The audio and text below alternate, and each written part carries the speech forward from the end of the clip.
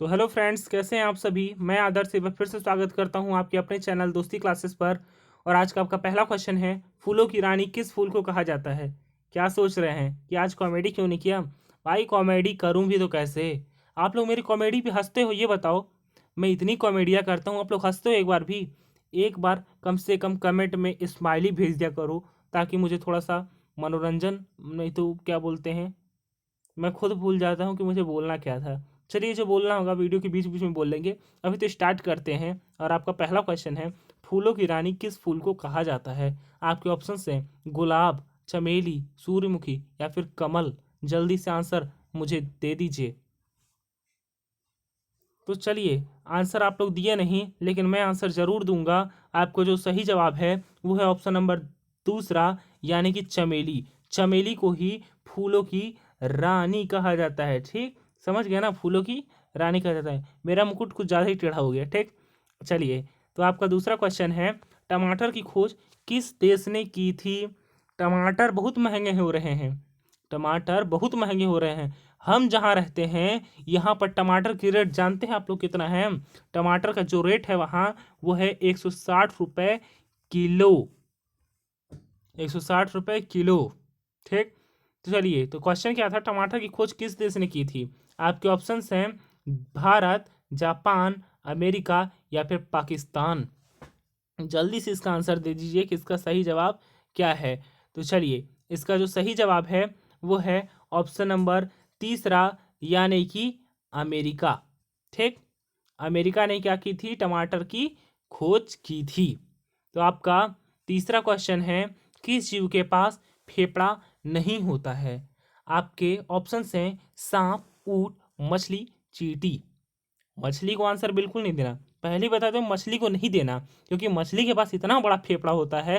अरे शार्क मछली को देखिए, वो अक्खा निकल जाती, सीधे फाड़ देती, कुछ समझ भी नहीं आता। ऊँट पे जाओगे, उसकी उतनी लंबी गर्दन है, फेफड़ा उसका होता है। फेफड़ा तो होता है, लेकिन पेट के सामने उसका फेफड़ा समझ में ही नहीं आता है। सांप की बात तो कर रहा नहीं, मुझको तो आज तक समझ नहीं आया कि सांप के अंदर हड्डी भी होती है, लेकिन फिर भी सुनता हूँ कि उसमें हड्डियाँ होती हैं। तो चलिए, जो बचा कुचा आपका जो मतलब जो भी सिस्टम बच रहा है, तो आपके पास जाता है चींटी में ही, यानी कि चींटी के पास फेफड़ा नहीं होता है। सोचते हो कि सांस कैसे लेती है। मैं खुद सोच सोच के परेशान होता हूँ कि सांस लेती कैसी बेचारी। इस पर अगर जब मैं साइंटिस्ट बन जाऊँगा ना, ज़रूर एक बार खोज करूँगा। ठीक, चलिए। तो आपका चौथा क्वेश्चन है, भारत में ताजमहल किस नदी के किनारे स्थित है। ताजमहल से एक चीज याद आई, ये नदी के किनारे स्थित है। और जब नदी में बाढ़ आती है तो ताजमहल डूबता क्यों नहीं है। इसका जवाब जरूर बताइएगा मुझे कमेंट में। ठीक, तो चलिए, आपके ऑप्शन जो हैं यमुना नदी, गंगा नदी, कावेरी नदी या फिर गोदावरी नदी। जल्दी से इसका आंसर बता दीजिए। तो चलिए, आप लोग नहीं बताते हैं, मैं कितने बार बोलते बोलते थक जाता हूँ। क्या करूँ, मुझको तो बताना पड़ेगा ना, यही काम ही है मेरा कि आपको आंसर बताऊँ। चलिए, आपका जो सही जवाब है वो है ऑप्शन नंबर पहला, यानी कि यमुना नदी। ठीक, यमुना नदी को ही, मतलब यमुना नदी के किनारे ही ताजमहल स्थित है। आपका पांचवा क्वेश्चन है, मानव शरीर की सबसे मजबूत हड्डी कौन सी है। और हड्डी, आप मतलब हड्डी, मानव शरीर की सबसे मजबूत हड्डी कौन सी, यही क्वेश्चन बोला था ना। वो थोड़ा मुझसे मैं कंफ्यूज खुद ही हो गया। चलिए, तो आपका ऑप्शन है हाथ, जबड़ा, कान या नाक। देखिए, हड्डी की बात हो रही है, हड्डी तो खुद ही मजबूत है। अब सबसे मजबूत हड्डी कौन सी है। हाथ की बात करें, हाथ की हड्डी आप लोगों में से न जाने खेल खेल में कितने बार कितने सारे लोगों की टूट गई होगी। ठीक, इसको तो हम मजबूत कह नहीं सकते। इसको कह सकते हैं क्या, नहीं। ठीक, बात कर लेगा नाक की हड्डी की। अरे नाक में एक मुक्का मार के तो देखो, फिर मालूम चलेगा कि नाक की हड्डी कितनी बड़ी होती है। बात करें अगर हम अपने कान की हड्डी की, किसकी, कान की हड्डी की, तो कान की हड्डी जब स्कूल आप लोग जाते हैं तो टीचर्स इतना रगड़ देते हैं, कान की हड्डी मुड़ती है, सिकुड़ती है, कब टूटती है, कब जुड़ती है, कुछ मालूम नहीं चलता। इसलिए हम लोग का जो सही आंसर है वो है ऑप्शन नंबर दूसरा, यानी कि जबड़ा। मानव शरीर की सबसे जो मजबूत हड्डी होती है वो होती जबड़ा। जबड़ा क्यों होती है, आप लोग देखे होंगे फिल्मों में, जब हीरो किसी भी विलन जो होते हैं उनको कितना भी पंच मार ले, कितना भी पंच मार ले, उनका जबड़े जबड़ा पे मारते, लेकिन उसका जबड़ा टूटता ही नहीं है। पता नहीं किस मिट्टी का बना होता है जबड़ा। ठीक। तो मानव शरीर की सबसे मजबूत हड्डी कौन सी होती है? जबड़ा। चलिए आपका छठवां क्वेश्चन है, विश्व के किस देश में एक भी मंदिर नहीं है? कितना बड़ा गुनाह है, ये तो अपराध है। विश्व के किस देश में एक भी मंदिर नहीं? बताओ, ना वहां पर मंदिर है ना कुछ है, कैसा देश थे ये? चलिए तो इसका आप देख लेते हैं ऑप्शंस क्या क्या दिया है हमको। ये ऑप्शंस छोटे हैं कुछ। हाँ तो चलिए आपका ऑप्शंस हैं भारत, नेपाल, चीन या फिर वेटिकन सिटी। देखिए भारत को ऑप्शन में रख के इसने गलती कर दिया, क्योंकि हमारा जो भारत देश है इसमें तो इतनी मंदिर हैं, इतने मंदिर हैं, अब मेरे हिसाब से पूरे विश्व में नहीं होंगे यार, ना सही बोल रहा हूँ ना?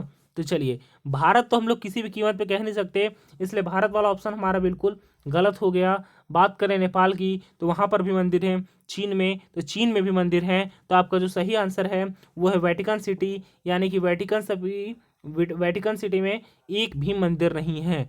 और यहाँ पर एक चीज़ और भी नाम लिख लीजिएगा, सऊदी अरब। ठीक, हमारे सऊदी अरब में भी एक भी मंदिर नहीं है। ठीक, तो चलिए आपका जो सातवां क्वेश्चन है वो है, भारत का राष्ट्रीय रंग कौन सा है? भारत का राष्ट्रीय रंग कौन सा है? आपके ऑप्शंस हैं लाल, हरा, केसरिया या फिर सफ़ेद। जल्दी से बता दो। वैसे स्क्रीन यानी कि बैकग्राउंड में मैंने सफ़ेद लिया है, क्योंकि सफ़ेद रंग पे थोड़ा साफ दिखता है।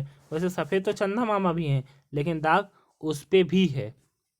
ठीक, तो चलिए आपका जो सही जवाब है वो है ऑप्शन नंबर तीसरा, यानी कि केसरिया। केसरिया रंग जो है वो भारत का राष्ट्रीय रंग है। अब बात करें भारत के राष्ट्रीय वृक्ष की, तो वो अपना क्या है? बरगद है। क्या है? बरगद। आपका आठवां क्वेश्चन है, दुनिया की सबसे ऊंची इमारत कौन सी है? ध्यान सुनिएगा, दुनिया की पूछ रहे, भारत के नहीं। ताजमहल, इंडिया गेट, बुर्ज खलीफा या फिर कुतुब मीनार। जल्दी से इसका आंसर कमेंट कीजिए। तो चलिए यहाँ पर एक फैक्ट देखिए, जो कुतुब मीनार है ये भारत की सबसे ऊंची चोटी बोल सकते हैं, इमारत। ठीक, ये भारत की सबसे ऊंची इमारत है। क्या? कुतुब मीनार, जो कि कहाँ पर है? हमारी दिल्ली में है। कहाँ है? दिल्ली में क्या? कुतुब मीनार है। ठीक, और जो ताजमहल है ये अपना आगरा में है, लेकिन यहाँ पर बात किया गया है ऊंचा का, तो आगरा का ताजमहल भी ऊंचा नहीं है यहाँ पर। लेकिन क्वेश्चन क्या बोला? दुनिया की सबसे ऊंची इमारत कौन सी है? तो जो दुनिया की ऊंची इमारत है वो है आपका ऑप्शन नंबर सी, यानी कि बुर्ज खलीफा। बुर्ज खलीफा दुनिया की सबसे ऊंची इमारत है। ठीक दोस्तों, अगर आपने अभी तक हमारे चैनल को सब्सक्राइब नहीं किया है तो चैनल को प्लीज़ सब्सक्राइब कर लें, जिससे कि आने वाली हर वीडियो की नोटिफिकेशन आप तक पहुंच जाए।